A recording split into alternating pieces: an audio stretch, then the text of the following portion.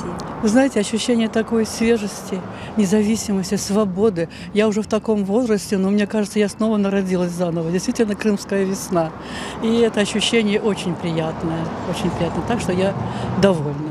Везде все строится, везде люди счастливы, улыбаются.